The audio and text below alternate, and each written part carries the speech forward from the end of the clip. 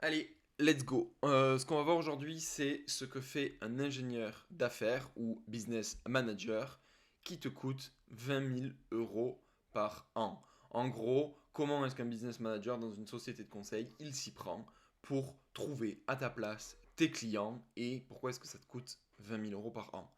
Juste, très rapidement, pourquoi est-ce que j'ai calculé 20 000 euros? C'est pas sorti du chapeau. J'ai pris une prestation avec un TGM moyen de 500 euros sur une année, 12 mois. 18 jours, parce que j'ai pris une moyenne avec 5 semaines de vacances des RTT, bon, à peu près 18 jours travaillés par mois. Ce qui nous fait 108 000 euros de chiffre d'affaires.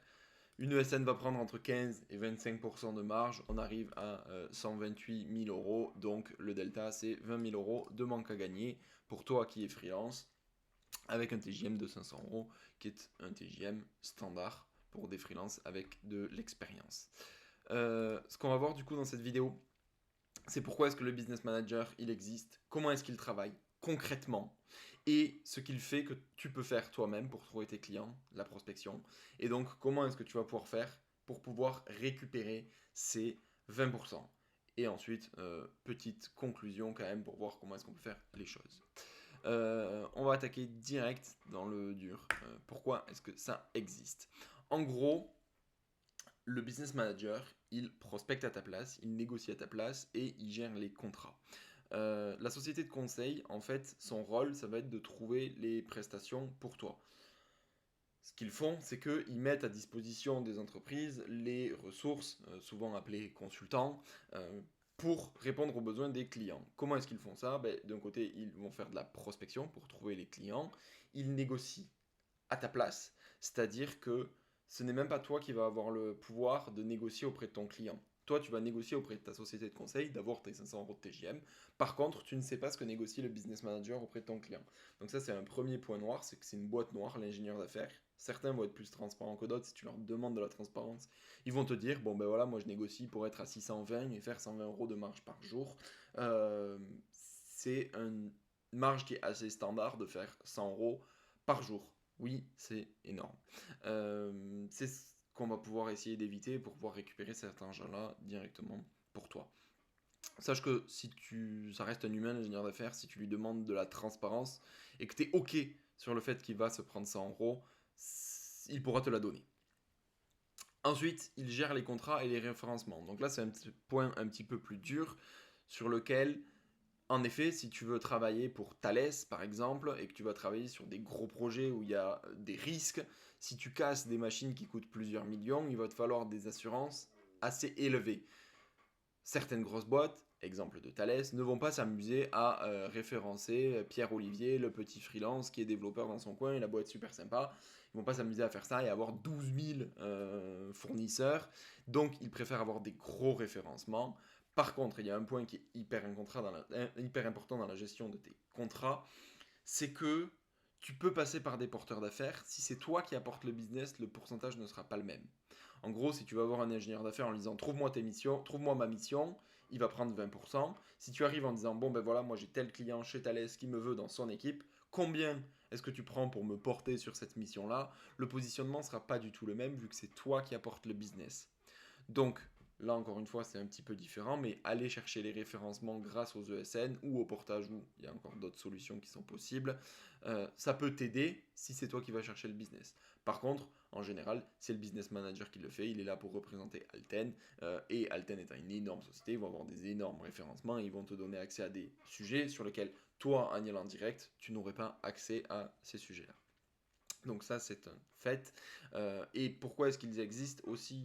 Un point que je trouve assez important, qui est souvent sous-estimé, c'est que c'est du point de vue du client. En fait, le client, il n'a pas envie de s'embêter à aller sur Tinder des freelances, aka Malte, pour taper développeur Java et se retrouver avec 150 000 profils disponibles et faire un listing de 150 000 CV et faire 150 000 entretiens. Ce n'est juste pas possible. Du coup, il passe par des tiers de confiance, rien à voir avec le système financier de tiers de confiance, mais il passe par des personnes en qui il a confiance pour lui faire ce pré-sourcing-là. C'est-à-dire, il va appeler son ami Pierre-Olivier, qui est ingénieur d'affaires, et qui va lui envoyer 5 CV qui correspondent à peu près à ce qu'il recherche. Ça va lui faire gagner un temps fou. Donc ça, c'est quand même un peu important de se positionner, du coup, du point de vue du client, toujours. Maintenant, comment est-ce que l'ingénieur d'affaires, concrètement, il travaille? Tu peux faire des entretiens pour ingénieur d'affaires si tu veux en savoir un petit peu plus sur le business, sur comment ça marche, sur comment est-ce qu'ils te sont payés et tout et tout. C'est pas le but, t'as pas envie de devenir ça, donc je vais te le présenter rapidement. Quand on présente le métier, on le présente sur trois grandes verticales. Une verticale commerce, une verticale recrutement et une verticale management. En gros, la partie commerce et recrutement, c'est quelque chose qui sont faits vraiment en parallèle.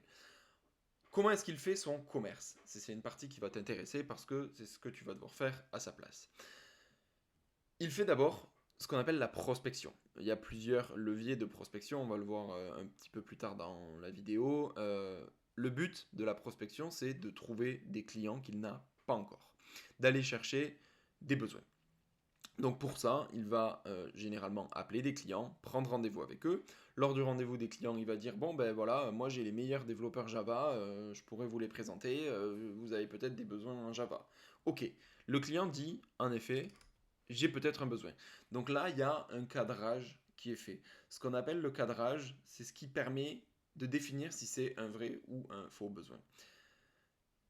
La notion est très compliquée parce que souvent on a l'habitude de aller sur Indeed ou sur Freework, de voir une annonce et de se dire c'est un vrai besoin. Il y a une annonce en ligne, donc c'est qu'il cherche quelqu'un.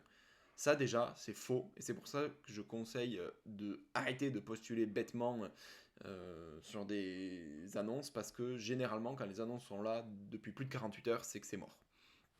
Pour la simple et bonne raison que, encore une fois, on se positionne à la place du client. Le client, il cherche quelqu'un. Qu'est-ce qu'il fait? Il demande à son réseau personnel. Il demande au réseau des gens de son réseau. C'est-à-dire, ben, dans son équipe, il a 10 développeurs, il va voir les 10 développeurs en leur disant, bon les gars, on cherche quelqu'un, est-ce que vous n'avez pas quelqu'un dans votre réseau qui pourrait rejoindre l'équipe? Moi non, a priori non, mais vas-y, je rappelle quelques personnes. En parallèle de ça, il a un copain, Pierre-Olivier, qui est ingénieur d'affaires, qui est très bien et qui lui propose de bons profils. Donc il lui dit, ah Tess, j'aurais peut-être un besoin de développeur Java, propose-moi quelques-uns et je t'en reparle. Allez, hop. Là, ça fait un cadrage pour cet ingénieur d'affaires-là, mais il peut en faire d'autres. Et en parallèle de ça, il va voir les RH de sa boîte et il lui dit, bon ben voilà, je vais avoir un besoin, soit on externalise, soit on recrute, à voir, mais il faut que j'ai une ressource. Donc là, les RH, elles vont mettre peut-être au bout de 48 heures leurs petites annonces, elles vont aller faire un appel d'offres auprès des sociétés de conseil. En attendant, qu'est-ce qu'il s'est passé? Le chef de projet, il peut avoir trouvé quelqu'un dans son réseau. Les développeurs de son équipe peuvent avoir trouvé quelqu'un dans leur réseau. L'ingénieur d'affaires avec qui il s'entend bien peut lui avoir trouvé quelqu'un alors même que l'appel d'offres n'est pas encore sorti. Et ben, l'annonce a été mise en ligne et il y en a peut-être un gars qui a postulé tout de suite qui correspond aux besoins, qui fait le match. Donc en fait, le chef de projet, il a déjà 10 CV largement qui sont mis sur la table et sur les 10, il en aura forcément un qui va répondre à son besoin. Donc, l'annonce que toi tu as vue sur Freework, elle a 24 heures, elle est déjà obsolète. Parfois même, ça arrive que l'annonce arrive sur Freework, Indeed, peu importe, et qu'elle soit déjà obsolète. Donc en fait, quand tu postules sur ces annonces-là, ça ne sert à rien. Je suis très clivant en disant ça ne sert à rien, c'est faux parce que des fois ça peut servir, parce qu'il faut aller vite et tout, et que si vraiment il y a un CV qui match à 99,9%, ça peut le faire. Mais sache que quand tu postules, tu as quand même 9 chances sur 10 pour que ça ne serve à rien. Je reviens à mon petit ingénieur d'affaires qui fait son cadrage de besoin, qui va définir, ok, est-ce que c'est un vrai besoin où il y a une urgence, où ils n'ont pas 50 000 CV qui sont déjà sur la table et du coup ça sert à rien de se battre pour lui en proposer, ou est-ce que c'est un vrai besoin où il arrive bien dans le timing, il est sur les 24 premières heures de l'annonce par rapport à ce que toi tu peux faire, et du coup il va pouvoir y répondre. Si c'est le cas, ce qu'il va faire, c'est qu'il va faire une présentation, il va proposer ses CV et il va aller présenter les profils à son client. Et donc là, on est en parallèle de ce qui se passe sur le recrutement. En même temps qu'il faisait de la prospection, du coup, sur le côté recrutement, il fait du sourcing. Ce qu'on appelle le sourcing, c'est que il va sur LinkedIn, il va sur l'APEC et il te cherche. Donc, il te cherche ou il cherche des gens à recruter en CDI. Pour ça, il va en fait faire une dizaine d'entretiens par semaine. Parce que en face de ça, il a une dizaine de besoins par semaine. Le but, c'est que c'est juste un alignement des planètes. Ça m'est arrivé de faire de la prospection, avoir un client qui me prend le rendez-vous, pour lequel je fais un cadrage de besoins en Java, et où en parallèle, j'ai fait mon sourcing d'un développeur Java, mon entretien d'un développeur Java avec qui ça fonctionnait bien, la proposition d'embauche avec ce développeur-là, la présentation s'est passée, ils ont démarré en une semaine. Ça, c'est ce que moi j'appelle l'alignement des planètes. Donc l'ingénieur d'affaires, il fait son sourcing, il fait ses 10 entretiens par semaine. Ça ne veut pas dire qu'il a 10 besoins et qu'il va faire 10 recrutements. Recrutement ou prendre un freelance. Quand je dis recrutement, ça peut être prendre un freelance et le mettre sur un besoin d'un de ses clients. C'est du matching, ça revient au même. Euh, donc d'un côté, il rencontre 10 clients par semaine, il fait 10 entretiens par semaine. Sur ça, il y a peut-être un où ça va matcher. Toi, ton but, c'est quoi? C'est si tu te mets dans la position recrutement parce que tu utilises l'ingénieur d'affaires, il faut te positionner en mode je sais que je rentre dans un vivier. Je n'ai pas je ne suis pas émotionnellement impacté par l'ingénieur d'affaires en me disant oh il est génial, il va me trouver un besoin. Non, il faut que tu en contactes 10, il faut que tu en contactes 20 pour que les 20 travaillent pour toi. Là, il y a un effet de levier qui est hyper puissant, j'y reviendrai, mais en gros, les 20 vont travailler pour toi. Donc, toi, tu rentres dans la partie entretien, il faut que tu saches que l'ingénieur d'affaires, il a un intérêt de travailler avec toi, il faut que tu lui présentes, il faut que tu lui vendes. Il te fait la proposition ou pas, hein, si tu es freelance, tu as juste à définir un TJM, tu lui donnes ton TJM et voilà, la proposition elle est faite hyper rapidement. Il y a WhatsApp qui s'excite, va savoir pourquoi. Ensuite, la préparation. Je l'ai mis entre parenthèses parce que c'est quelque chose qui pour moi est hyper sous-coté, que tous les ingénieurs d'affaires dans toutes les sociétés de conseil ne font pas. Si un ingénieur d'affaires te présente à son client, il faut absolument que tu lui sortes toutes les informations qu'il a sur son client. Qui tu rencontres, comment, quand, c'est quoi les questions qu'il pose, comment est-ce qu'il est, quels interlocuteurs va y avoir, est-ce qu'il les connaît, est-ce qu'il va te le tutoyer, est-ce que c'est quoi ses méthodes, c'est quoi sa façon de faire passer les entretiens. L'ingénieur d'affaires, là, il devient ton allié. Il te présente son client, il doit tout faire pour que la présentation auprès de son client se passe bien. Toi, de ton côté, tu dois le préparer à nouveau. Dois travailler tes préparations rencontres clients, toi tout seul dans ton coin, mais là, comme tu passes par un process avec un ingénieur d'affaires, tu dois le préparer avec lui. Donc lui te donne les tips par rapport à son client. Toi, tu as ta façon de le faire, tu lui présentes à l'ingénieur d'affaires, vous le préparez ensemble et vous rencontrez le client. Ensuite, parce que tu as fait une super présentation devant ton client, vient la partie négociation. Là, dans cette partie-là, ben, toi, tu vas avoir une partie négociation que l'ingénieur d'affaires il fait dans le côté recrutement, donc il va vouloir te baisser ton TJM. S'il te dit pas que tu es trop cher, c'est que t'es pas assez cher. Il faut qu'il te dise que tu es trop cher parce que forcément, lui il veut gratter sur sa marge, donc il va te dire que tu es trop cher dès le départ. Comme ça, il sait qu'il va pouvoir gratter 20 euros. D'un autre côté, il fait sa négociation auprès de son client. Donc là, il va dire que, bon ben voilà, il est un peu juste et tout, qu'il va essayer d'augmenter au maximum le TJM. Donc si toi tu lui as dit que tu voulais 500, il va essayer d'avoir 470. Et si le client, il sait que tu étais à 500 au départ, il lui a proposé 600, le client va essayer de baisser, il va essayer de maintenir 600 pour avoir la meilleure marge possible. Vient en dernier, dans le métier de l'ingénieur d'affaires, la troisième verticale, qui est la verticale du management. Là, j'ai mis un point d'interrogation, tout simplement parce que quand un ingénieur d'affaires travaille avec un freelance, je ne vois pas quel management il a à faire. Il doit gérer sa relation client pour voir si ça se passe bien avec le freelance. Il doit gérer avec le freelance de voir que ça se passe bien avec son client pour maintenir l'activité le plus longtemps possible, pour maintenir ses 100 euros par jour le plus longtemps possible. Il peut créer un peu de lien aussi avec son freelance pour, bon ben voilà, le jour où le freelance en a un peu marre de sa mission, pouvoir lui en proposer d'autres et garder cette relation-là parce qu'elle est saine. Mais en soi, ce n'est pas du management, c'est juste de la gestion de clients et de la gestion de fournisseurs. Pour moi, ce n'est que du commerce et plus du management quand on travaille avec un freelance. C'est pour ça que j'ai laissé un point d'interrogation. C'est la partie du métier qui t'intéresse le moins. Donc, en fait, dans le métier du business manager, le management, tu l'as pas parce que c'est ton propre management, c'est juste ta relation client que tu auras à faire. Le recrutement, ben en réalité, tu l'as pas parce que tu ne vas pas recruter, c'est lui qui veut recruter à ta place. Ce que tu dois faire à sa place, c'est la partie commerce. Donc, déjà, tu n'as plus que 30% du métier de l'ingénieur d'affaires à faire, ce qui est déjà pas mal. Et donc, du coup, qu'est-ce que tu peux faire à sa place pour avoir plus besoin de ton ingénieur d'affaires? C'est pour moi le plus important, la partie prospection. Parce qu'en soi, faire des rendez-vous clients, tu peux le faire des cadrages besoins, c'est assez facile. Et faire les présentations, de toute façon, tu vas être obligé de le faire. Donc, le goulot d'étranglement, il est sur la prospection. Comment est-ce que les ingénieurs d'affaires font de la prospection? Ça va être le truc le plus puissant, c'est ce que j'ai mis en gras, c'est de faire du cold call par téléphone. Parce que c'est rapide, parce que c'est efficace, parce que ça fonctionne, c'est ce que j'ai fait, et ça a très bien fonctionné. L'autre levier, c'est de passer par LinkedIn ou de passer par les emails. Ça, c'est vraiment pour de la prospection à froid. que j'entends par prospection à froid, c'est que c'est des gens que tu ne connais pas forcément. Après, tu as évidemment toute ta prospection à chaud, que toi tu vas faire auprès de tes potes, tes anciens collègues de boulot, tes anciens élèves, alumni avec qui tu étais à l'école, ou les anciens élèves de ton école que tu ne connais pas forcément. Donc là, on va un peu plus dans le froid. Ou alors les potes de tes potes, ou alors aller sur des meet-up, rencontrer directement des gens. Il y a plein de leviers pour faire de la prospection à chaud. Là, on est plutôt sur vraiment la prospection à froid, celle qui fait le plus peur, c'est-à-dire de prendre ton téléphone. Allô, bonjour monsieur le CTO, est-ce que vous avez des besoins pour moi, gentil développeur Java? Cette étape-là, vu que ton seul projet c'est de te vendre à toi et que tu es ton propre commercial, tu n'auras sûrement pas besoin de passer par de la prospection téléphonique. Une prospection optimisée via LinkedIn et via les mails peut suffire. Même les mails, franchement, tu n'es pas obligé d'aller jusqu'à cette étape-là, si ce n'est pour les sociétés de conseil où il y a un process un petit peu différent. Donc, ta prospection sur LinkedIn, ce que tu vas faire, c'est que tu vas aller directement chercher des prospects là-dessus. Moi, mon process en tant qu'ingénieur d'affaires, il était assez simple. Pour faire un benchmark, une étude de marché, pour savoir qui sont les clients qui recherchent des développeurs Java. Je prends cet exemple de développeur Java, ça marche pour tous les métiers, hein, Scrum Master, Product Owner, chef de projet, développeur sur toutes les stacks possibles et réalisables. Je dis juste développeur Java parce que moi c'est la stack sur laquelle j'avais travaillé. Bon bref, je ne suis pas du tout un développeur, mais je prends cet exemple-là parce que c'est parlant pour tout le monde, le cliché du développeur Java.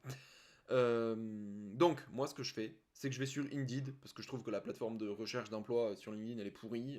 Sur Freework, ça marche très bien aussi. Sur peu importe, on s'en fiche. Sur Glassdoor, tu peux le voir très bien. Moi, je vais sur Indeed parce que c'est celle que je trouve la plus efficace et que tu peux faire un tri par date, qui est assez simple. Et je mets développeur Java ou développeur backend Java. Ça, il y a plein de mots-clés, il y a plein de façons de le chercher. Sur du Java, tu peux mettre Spring Boot, tu peux mettre plein d'autres choses. C'est pareil, c'est des développeurs sur du Node, tu peux mettre JavaScript, tu peux mettre React même, on s'en fiche, parce que les stacks en front en React, tu as des chances pour que ce soit en Node ou en Vue. Ça peut être aussi du Java ou du C# derrière, mais bon, voilà, ça te donne quand même une bonne tendance. Là, tu vas taper développeur Java, tu fais un benchmark, tu fais pas ton tri par date, tu regardes toutes les boîtes qui, sur les 30 derniers jours, ont posté des annonces sur Indeed.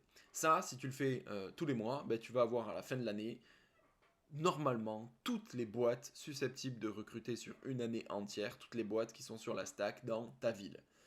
Si tu fais déjà un benchmark dans ta ville, parce que le fait d'avoir la possibilité d'être en présentiel, c'est un atout qui est très puissant, si tu fais ce benchmark là, déjà tu devrais avoir un nombre de sociétés qui devrait être très élevé en disponibilité.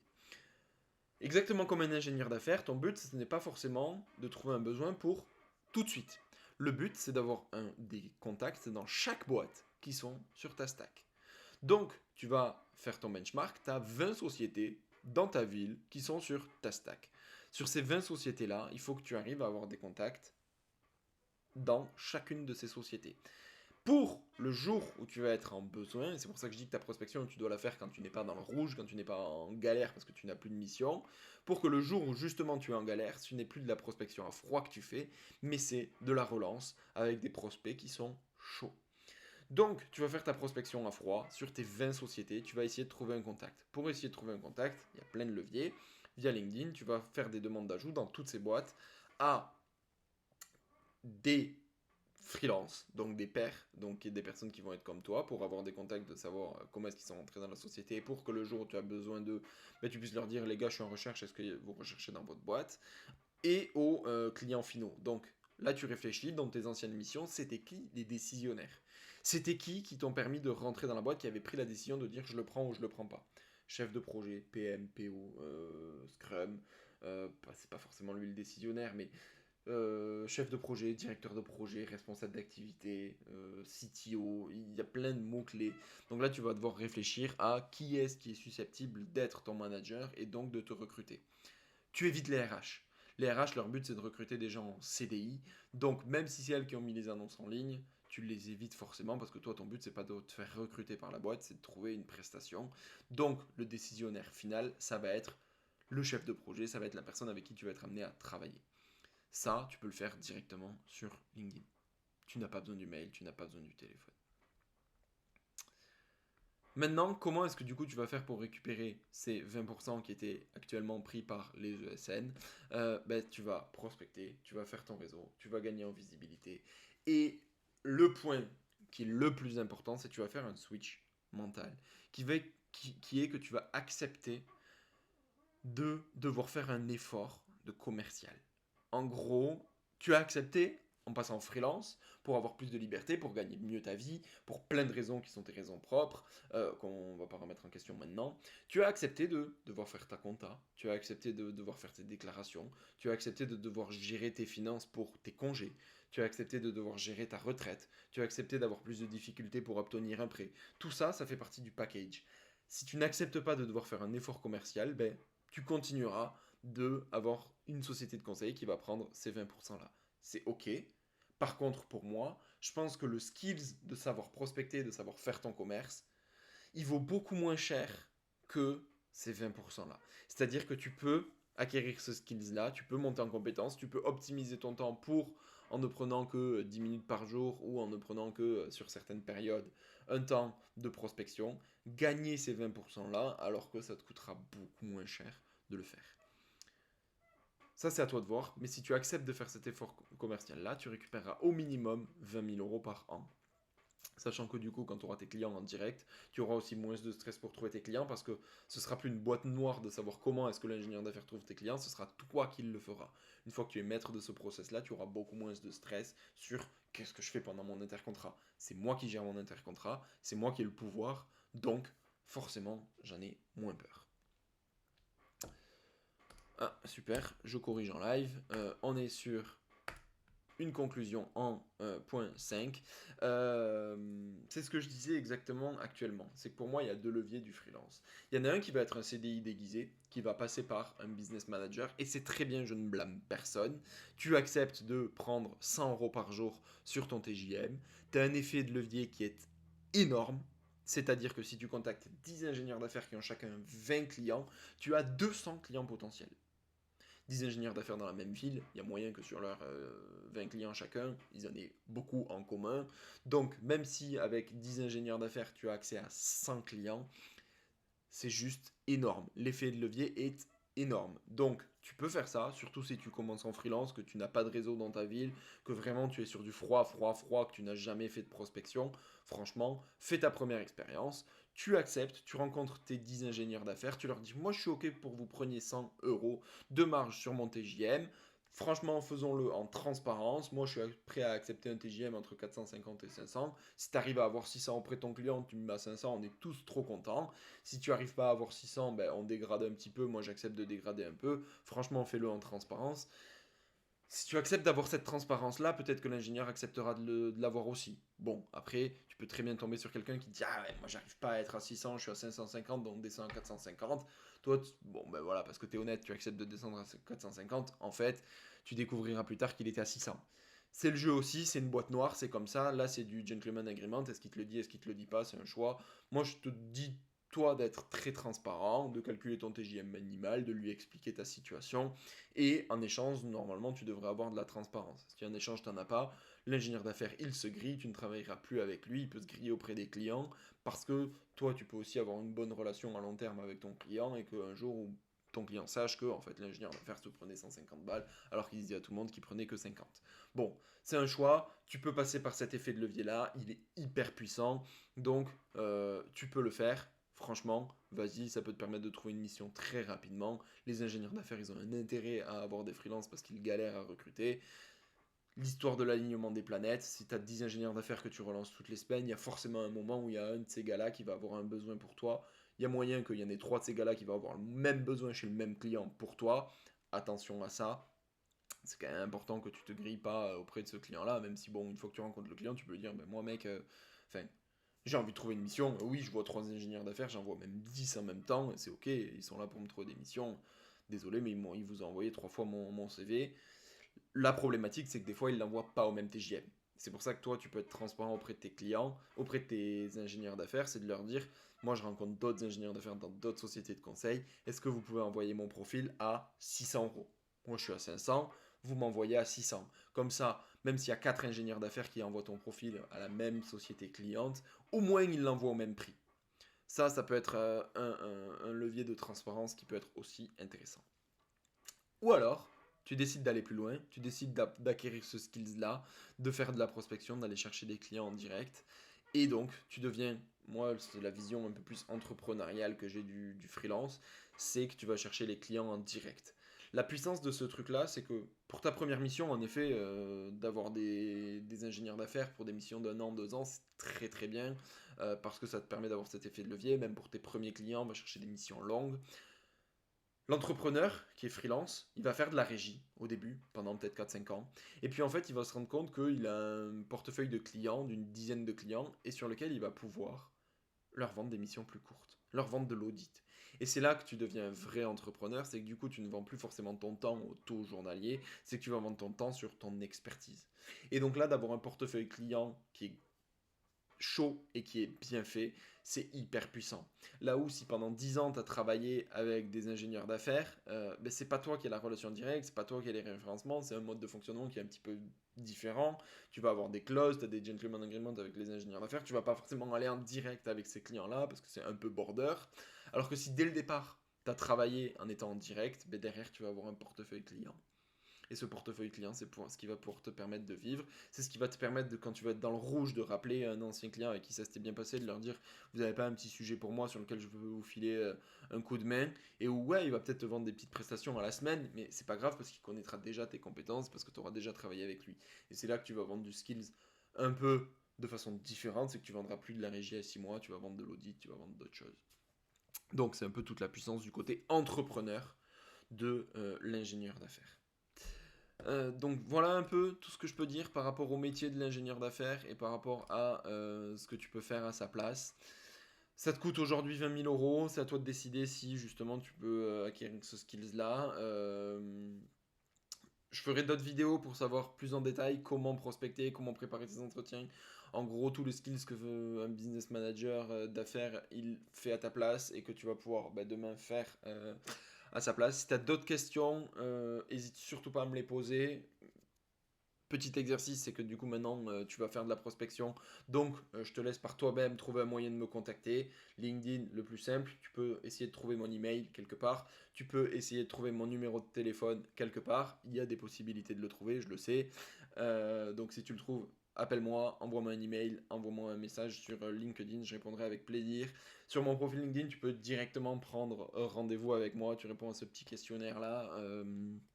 Et tu auras accès directement à mon emploi du temps. Donc là, c'est gratuit. Pendant une demi-heure, je peux voir comment est-ce que je peux t'aider, aller dans le détail sur comment est-ce qu'on peut faire un accompagnement personnalisé pour justement mettre en place cette prospection-là, parce que je pense que c'est le levier le plus puissant pour trouver des clients. Il y a plein d'autres leviers. Tu peux avoir des moyens de faire venir les clients à toi via Malte, via LinkedIn, en faisant des posts, en faisant bon, il y a plein d'autres stratégies. Moi, je pense que la stratégie la plus puissante, c'est justement de faire ton réseau et donc de prospecter, tout simplement parce que c'est ce que j'ai fait en tant qu'ingénieur d'affaires. Les ingénieurs d'affaires ne mettent pas des faux profils de freelance pour attirer des clients, alors qu'ils pourraient le faire, mais ça ne marche pas.